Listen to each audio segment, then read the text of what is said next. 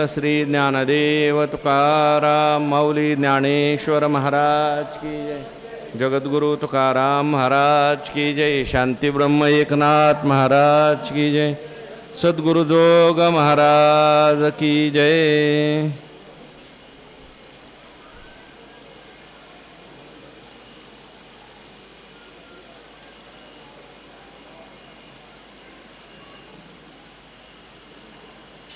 तुवा स्वमुखे जे बोलिले ते आम्ही नादासी रूप देखिले।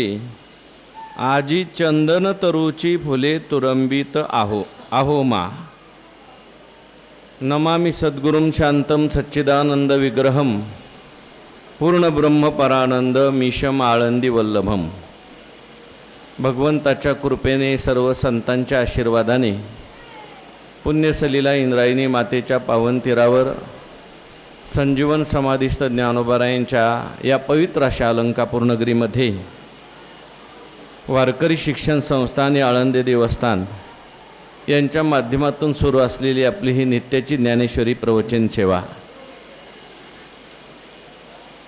त्याचबरोबर या ठिकाणी चालू असलेला हा हरिनाम सप्ताह उत्सव आमच्या संस्थेवर अतिशय प्रेम करणारे असणारे बडगुजर साहेब यांचा या ठिकाणी सप्ताह सुरू आहे आणि त्या सप्ताहामध्ये सुद्धा आज त्यांनी मला ही सेवा दिलेली आहे।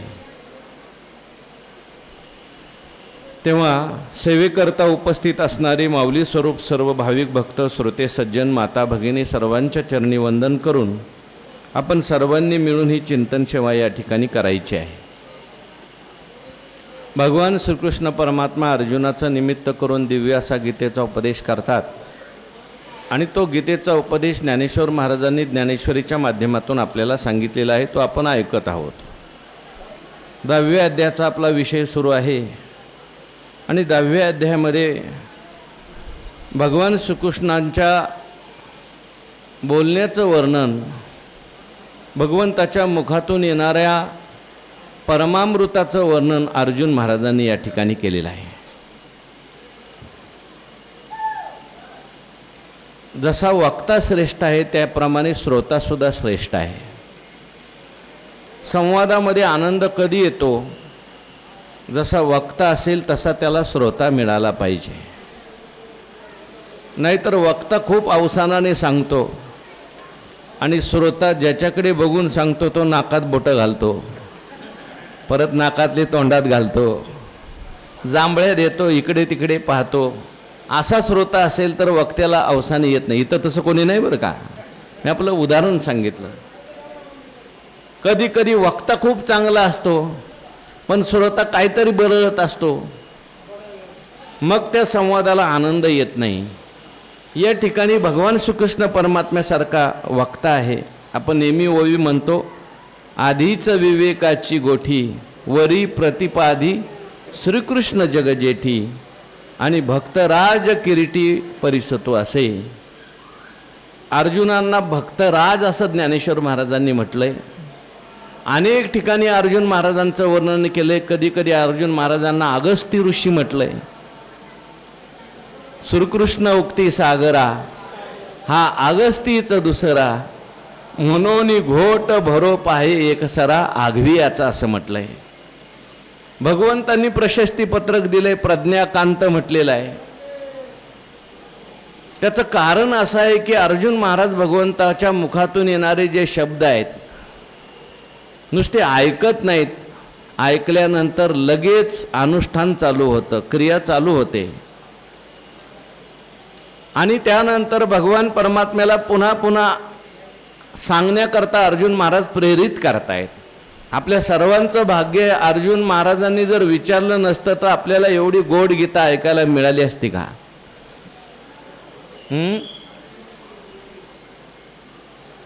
म्हणून अर्जुनांचंही वर्णन केलंय ज्ञानेश्वर महाराजांनी। जरी हा न पुसता गोठी, मग देवाने त्या ठिकाणी कसं बोललं असतं, कसं सांगितलं असतं? म्हणून अर्जुनांचे सुद्धा आपल्या सगळ्यांच्यावर उपकार आहेत। पुन्हा पुन्हा मला ऐकावंसं वाटतंय, तुमच्या मुखातलं अमृत ऐकल्यानंतर मला तृप्ती होत नाही असं अर्जुनाने म्हटलं, म्हणून भगवंतांनी विभूती सांगितल्या. परत परत ऐकत असताना सुद्धा आम्हाला कुठल्याही प्रकारे तृप्ती होत नाही. त्याच्यासाठी उदाहरण काल सांगितलं, आपण सर्वांनी ऐकलं, सूर्य कधी शेळा होत नाही. तसं तुमच्या मुखातले शब्द जे आहेत ते कधीही त्या ठिकाणी शेळे होणारे नाहीत.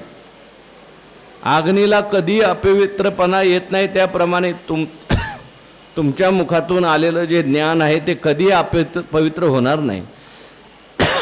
आणि ज्याप्रमाणे गंगेचं पाणी, वाहतं पाणी कधीही पारुसं होत नाही, तसं तुमच्या मुखातून ही गीता गंगा वाहते, कधी पारुसी होईल का? कधी त्याचा आम्हाला कंटाळा येणार नाही. काय श्रीकृष्णाचे बोलणे घोकरी आले श्रवणी असं म्हटलंय. सो घो घो करत जशी नदी वाहते तसं भगवान परमात्म्याचं बोलणं अर्जुन महाराज त्या ठिकाणी ऐकतात. आणि म्हणून त्या बोलण्यातून आलेलं जे परमामृत आहे त्याचं वर्णन अर्जुन महाराज करतात. तुवा स्वमुखे जे बोलिले. बघा, आज 203 ओवीचं चिंतन आपल्याला करायचं आहे, 10व्या अध्यायातल्या. ज्ञानेश्वरी ज्यांच्याकडे असेल त्यांनी ज्ञानेश्वरीत पहा. आपलं हे जे प्रवचन आहे हे क्रमिक प्रवचन आहे. मुक्त प्रवचन असेल तर एकच ओवी असते आणि त्याच्यामध्ये मग आपल्याला काही ज्ञानेश्वरीजवळ ठेवायची गरज नसते, तेवढीच ओवी चालते. पण आपण हे जे रोज चिंतन करतोय हे मुक्त प्रवचन नाही, हे क्रमिक प्रवचन आहे. याच्यात आपण ज्ञानेश्वरीच्या 7-8 ओव्या रोज घेतो. म्हणून ज्यांना शक्य असेल त्यांनी ज्ञानेश्वरी घेऊन येत जा. ज्ञानेश्वरीचा आपला अभ्यास होऊन जातो. त्यानिमित्ताने काय ज्ञानोबारांचे शब्द आहेत त्याचं आपण कसं चिंतन करतोय. तेव्हा ज्ञानेश्वर महाराजांनी या ठिकाणी अर्जुनांच्या मुखातून असे शब्द घातले. भगवंताला अर्जुन म्हणतात, देवा तुवा स्वमुखे जे बोलिले ते आम्ही नादासी रूप देखिले, आजी चंदन तरुंची फुले तुरंबित आहो मा. भगवान परमात्मा म्हणतात, अर्जुन महाराज म्हणतात, देवा तुवा स्वमुखे जे बोलिले, तुम्ही स्वतःच्या इथंच बसा ना, बस इथं बस आहे ना जागा इथं. स्वमुखाने तुम्ही जे बोललेत ते तुमचं बोलणं कसं आहे. आज आम्ही नादासी रूप देखिले, आज आम्ही नादाला रूप पाहिलं. आणि दुसरी महत्वाची गोष्ट आणखीन एक या ठिकाणी विशेष घडलं. आजी चंदन तरुची फुले तुरंबित आहो मा. आज आम्ही चंदनाच्या वृक्षाची जी झाडाची जी फुलं आहेत त्याचा सुगंध घेतो. आता चंदनाच्या झाडाला फुलं असतात का हो? असतात. चंदनाच्या झाडाला चंदन फुलला जी काही दुर्लभ गोष्टी आहेत त्याच्यामध्ये एक दुर्लभ आहे. चंदनाच्या झाडाला फुलं येत नाही.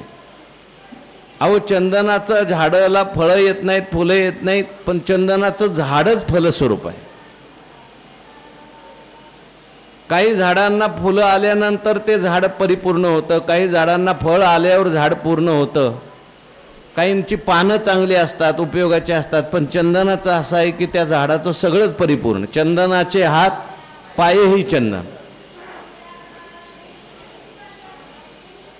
चंदनाच्या झाडाला आलेलं फूल त्याचा सुगंध घेणं हे ज्याप्रमाणे दुर्लभ आहे तसं तुमच्या मुखातून ऐकायला शब्द मिळणं म्हणजे काय आहे, दुर्लभ आहे. पण तुमच्या कृपेने दुर्लभ गोष्टी सुद्धा सुलभ होऊ शकतात. देवाची कृपा झाल्यावर काय दुर्लभ राहणार आहे. जे दुर्लभ आहे ते सगळं सुलभ होऊन जातं. आज आमच्यावर तुमची कृपा झालेली असल्यामुळे आम्हाला तुमच्या मुखातून गीता ऐकायला मिळाली, हे परमामृत ऐकायला मिळालं. आणि आज आमचं भाग्य असं आहे की आम्हाला काय स्थिती प्राप्त झाली, दुर्लभ अशा गोष्टी आम्हाला या आमच्या जीवनात घडल्या. आणि त्या दुर्लभ गोष्टी घडल्या याच्याकरता ज्ञानोबाराय म्हणतात, तुवा स्वमुखे जे बोलिले ते आम्ही नादाशी रूप देखिले. तुम्ही स्वतःच्या मुखातून देवा जे बोलले ते आम्ही नादासी रूप देखिले. म्हणजे तुमच्या मुखातून आलेले शब्द आणि त्या शब्दातून जो ध्वनी आला तो ध्वनी वास्तविक पाहता ऐकण्याचा विषय आहे की नाही. शब्द हा कशाचा विषय, ऐकण्याचा आहे का पाहण्याचा विषय? ऐकण्याचा विषय. एरवी शब्द तरी विषय श्रवणाचा. परी रसू म्हणे हा रस आमुचा.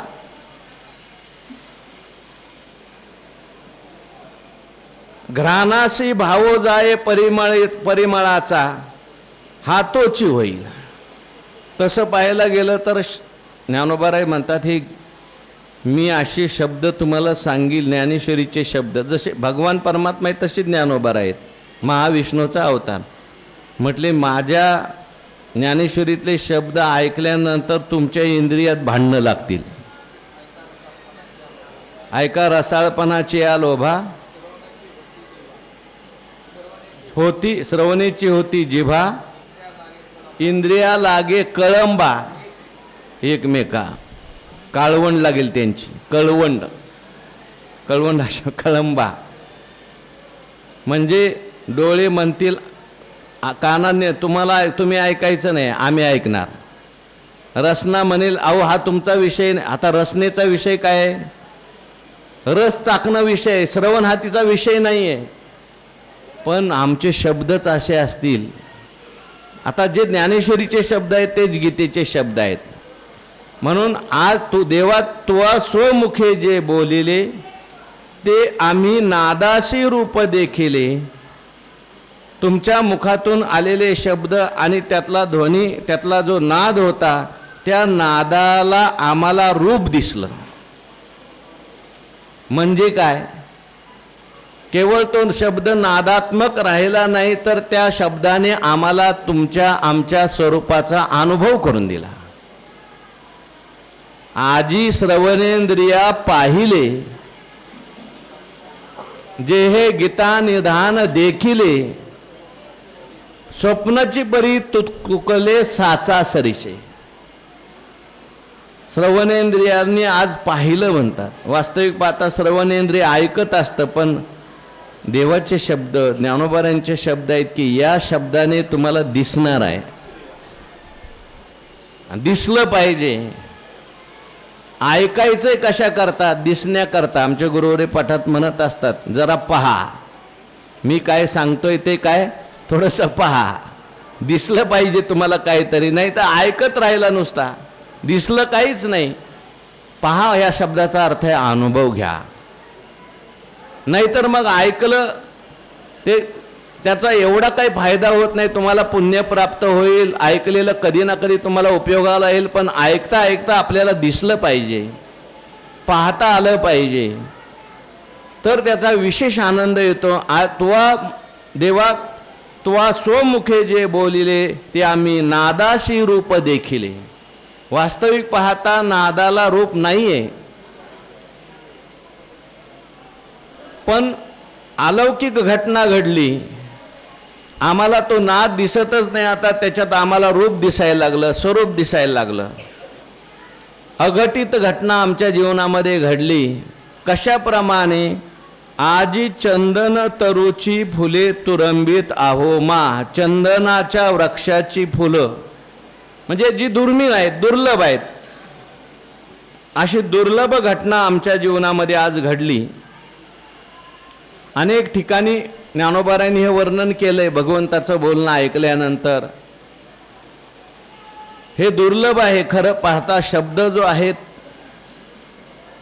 त्या ठिकाणी परमात्मा स्वरूपाचा अनुभव घेणं तसं पाहायला गेलं तर कठीण आहे. अतींद्रिय परी भोगवीन इंद्रिया करवी. येणे कारणे मी बोलीन, बोली अरूपाचे रूप दावीन. असं अतींद्रिय परी भोगवीन इंद्रिया करवी. ज्ञानोबारांची प्रतिज्ञा आहे, मी बोलीन पण बोली अरूपाचे रूप दावीन. ज्याला आरोप आहे त्याला मी रूप दावीन. म्हणजे आरोपाला काय रूप तयार करणार आहे असं नाही, आरोप असलेल्या परमात्म्याचा अनुभव तुम्हाला येईल. आरूप परमात्म्याचा अनुभव येणं हेच त्याचं रूप दिसणं आहे. आणि अतिंद्रिय परिभोगवीन इंद्रिय करवी अतिंद्रिय असलेला परमात्मा आहे. पण आमचे शब्दच असे असतील की तो शब्द तुम्हाला त्या परमात्म्याचा अनुभव आणून देतील. आणि हे कशासारखं राहील, जसं चंदन वृक्षाच्या फुलाचा सुगंध घेणं कोणाला शक्य नाही, परंतु देवाची कृपा झाली, संतांची कृपा झाली तर आपल्या जीवनामध्ये देवा तुम्ही म्हणजे वास्तविक पाहता चंदन आहे आणि तुमच्या मुखातून येणारे शब्द फुलं आहेत आणि त्यातला अर्थ प्रेमामृत हा सुगंध आज आम्हाला प्राप्त झालेला आहे. तुरंबित अहो मा, हे सगळं बोलणं ऐकलं आणि असा जर श्रोता असेल, ऐकणारा असेल, सांगणाऱ्याच्या शब्दाचं वर्णन करणारा, सांगणाऱ्याच्या शब्दाबरोबर अर्थाकार वृत्ती होणारा, अनुभव येणारा श्रोता असेल तर सांगणाऱ्याला सुद्धा आनंद होतो. आपल्याला जर आता बघा कोणी ओवी सांगितली तर आपल्याला आनंद होतो, सांगणाऱ्यालाही आनंद होतो, ऐकणाऱ्याला खूप आनंद होतो. कारण ओवी आठवणं योग्य वेळेस एवढं सोपं काम नाही बरं का. ज्ञानेश्वरी पाठ करणं सोपं काम आहे का? आपल्याला हरिपाठ पाठ होत नाही, पण ज्या मंडळींनी केलेली आहे ज्ञानेश्वरी, मी तर म्हणतो ह्या ज्ञानेश्वर महाराजांच्या मूर्तीच आहेत. ज्ञानेश्वर महाराजांच्या कृपेशिवाय ह्या गोष्टी घडवू शकत नाही, पण घडल्या ती देवाची ज्ञानेश्वर महाराजांची कृपा आहे. आणि मग अशा वेळेस आपण जेव्हा ज्ञानेश्वरीच्या ओव्या आपल्याला आठवतात, तुकोबारायांचं प्रमाण आपल्याला आठवतं, त्यावेळेस एक वेगळा आनंद येतो. ती समाधीच आहे, लक्षात घ्या. म्हणून तया पार्थाची या बोला, भगवंताने हे सगळं ऐकलं. अर्जुनाला थोडं सांगितलं तर सांगितल्यानंतर त्याची प्रतिक्रिया ऐकली भगवंताने.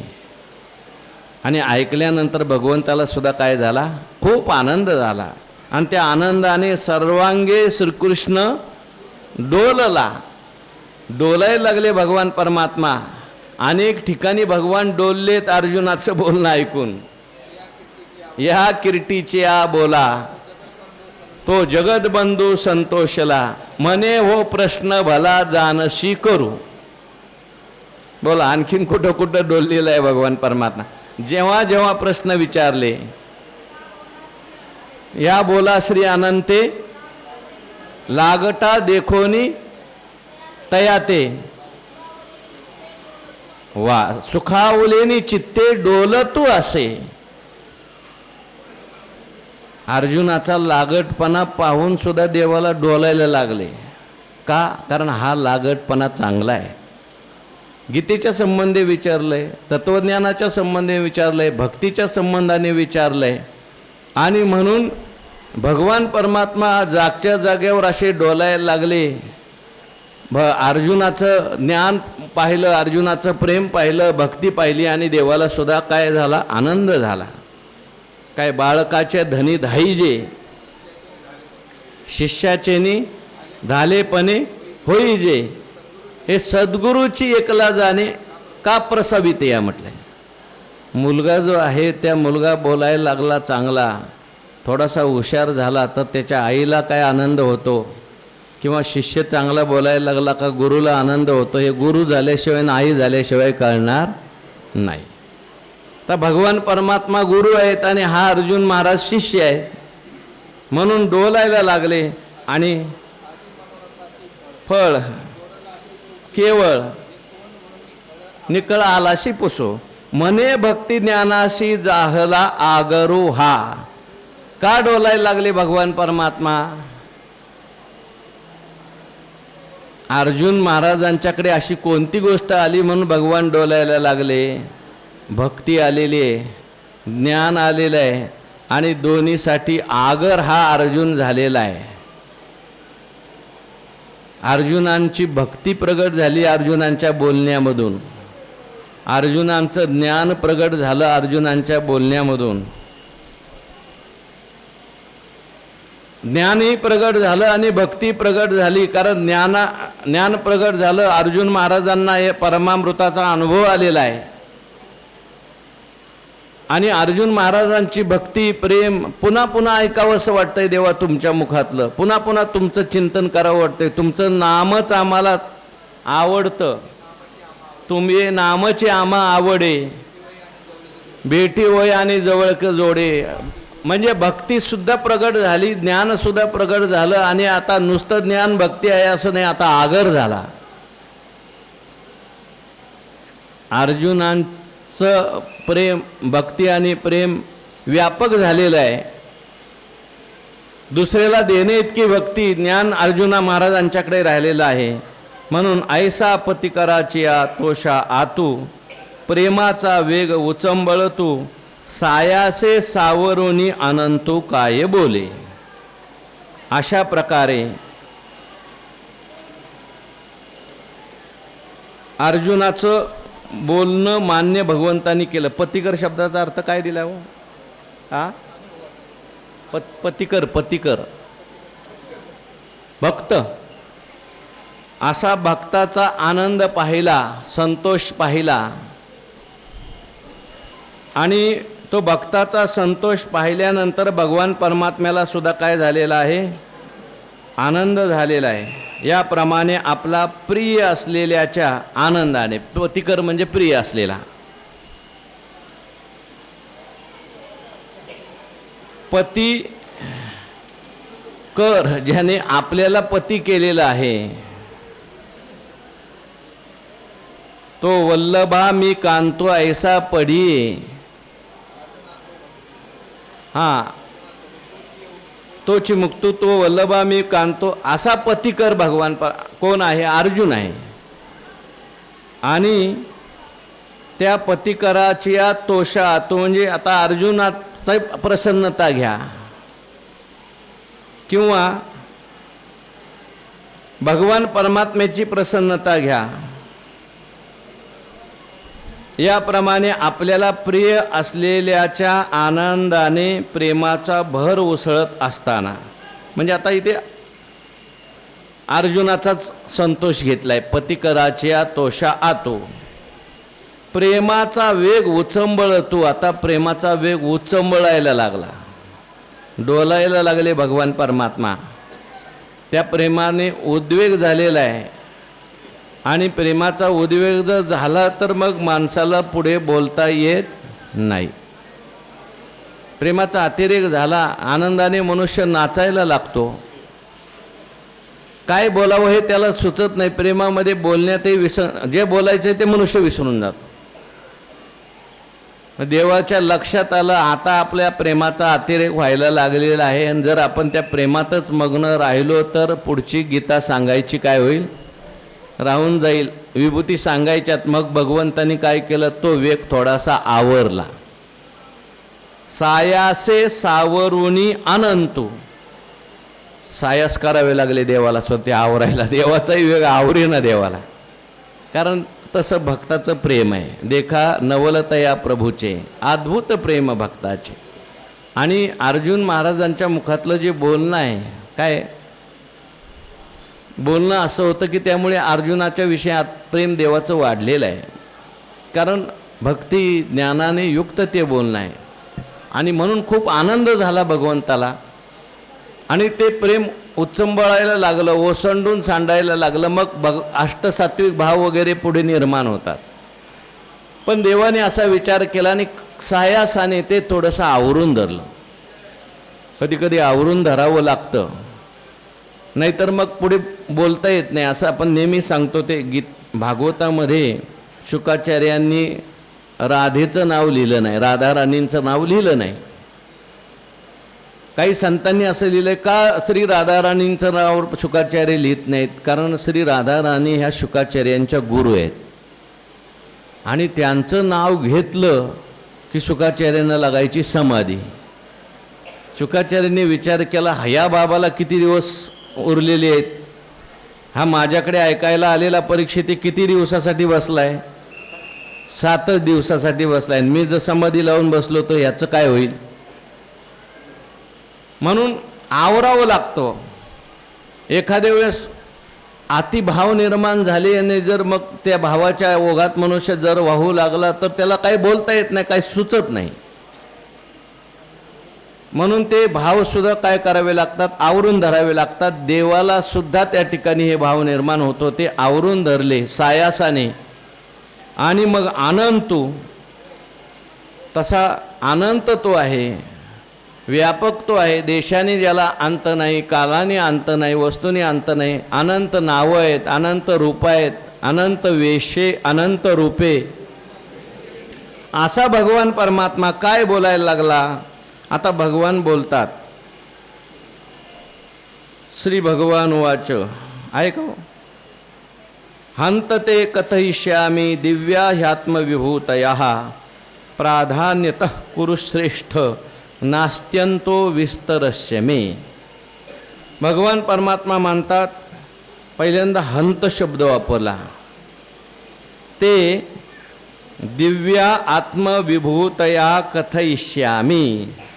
अर्जुना, तुझ्याकरता, हे कुरुश्रेष्ठ अर्जुना, ठीक आहे, तुझ्याकरता मी तुला प्राधान्याने माझ्या दिव्य विभूती आहे त्या सांगतो. कारण प्राधान्याने सांगतो असं का म्हणतात. दिव्या ह्यात्मविभूतया कथयिष्यामि, मी सांगतो, पण आता प्राधान्यता सांगतो, म्हणजे मुख्य सांगतो, प्रधान सांगतो. अर्जुन कदाचित म्हणेल, अहो मी तर म्हटलो होतो आशेष सांगा, सगळ्या सांगा, विस्तराने सांगा. पण भगवान म्हटले, बाबा, न अस्ति अंत विस्तरस्य मे. माझ्या सामान्य विभूतींच्या विस्ताराला कुठल्याही प्रकारे अंत नाही. मी जर मग विभूती सांगायला लागलो तर तुझं युद्ध तसंच राहून जाईल. कितक्या माझ्या विभूती आहेत ते सांगता येणार नाही तुला. थोडक्यात मला गीता पुढची सांगायची, नुसत्या विभूतीतच आपला सगळे 18 अध्याय होऊन जातील. म्हणून विस्ताराने न सांगता मी तुला आता प्रधान सांगणार आहे. पहिला शब्द वापरला हंत. हे हंत शब्द का वापरला त्याच्यावर खूप लोकांनी चिंतन केलेलं आहे. हंत शब्द जो असतो, हंत हे अव्यय असतं, ते खेदवाचक आहे. जेव्हा खेद व्यक्त करायचा असतो त्यावेळेस हंत शब्द येतो. भगवान परमात्मा या ठिकाणी हंत शब्द का वापरतात. काही टीकाकारांनी असं लिहिलं आहे की भगवान परमात्म्याला असं वाटतं की अर्जुनाला आता मी माझं व्यापक स्वरूप सांगावं, आणि व्यापक स्वरूप ऐकलं पाहिजे अर्जुनाने. परंतु अर्जुनाने विभूती ऐकण्याची इच्छा केली, व्यापकाच्या ऐवजी परिच्छिन्न ऐकण्याची इच्छा केली, म्हणून हंत शब्द वापरला. एक, का हंत शब्द वापरलाय. काही टीकाकार म्हणतात म्हणून नाही वापरला. हंत शब्द हा या ठिकाणी देवाची अर्जुनावर असलेली कृपा प्रगट करण्याकरता वापरलेला आहे. अर्जुनाने काही विचारलं तरी भगवंताला आनंद होतो. आज विभूती विचारल्या, भगवंताला खूप आनंद झाला, आणि त्या आनंदाच्या अतिरेकामध्ये देवाच्या मुखातून हंत शब्द बाहेर पडला. म्हणजे आता मी लगेच सांगणार आहे, अजिबात वेळ लागणार नाही, त्यासाठी हंत शब्द वापरला.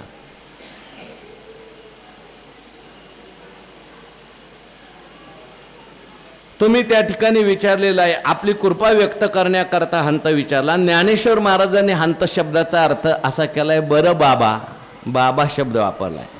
हे तू म्हणशील तसं, तुला जसं पाहिजे तसं. तुला विभूती ऐकायची विभूती ऐक, तुला विज्ञान ऐकायचं विज्ञान ऐक, तुला ज्ञान ऐकायचं ज्ञान, तुला काय ऐकायचंय मला सांग. तुझ्याकरता सगळं भांडार मोकळंच आहे. म्हणून हंत शब्द वापरला. हंत ते कथयिष्यामि, मी तुला आता सांगणार आहे. काय सांगणार आहे. दिव्या ह्यात्मविभूतया, माझ्या दिव्य असलेल्या आत्मविभूती सांगणार आहे. याला दिव्य शब्द का वापरला, मागे आपण चिंतन करून आलो. दिव धातूचा हे अर्थ बरेच आहेत. प्रकाश, क्रीडा, स्तुती, मत, स्वप्न, कांती, गती, सगळे अर्थ आहेत त्या दिव्य. प्रकाशमान, मुख्य दिव्य धातूचा अर्थ आहे प्रकाशमान, ज्याच्यामध्ये विशेष प्रकारचं माझं तेज आहे, आशा आहेत, म्हणून त्यांना दिव्य म्हटलं. दिव्य का म्हटलं. या सगळ्या ज्या विभूती आहेत याच्यामध्ये आपल्याला देवाला पाहायचं आहे. अश्वत्थच आहे. पण अश्वत्थाला आपण एक झाड समजत होतो, ते झाड मानवकृत नाही, जड नाही, तर हे देवाची विभूती असं त्याला पाहायचं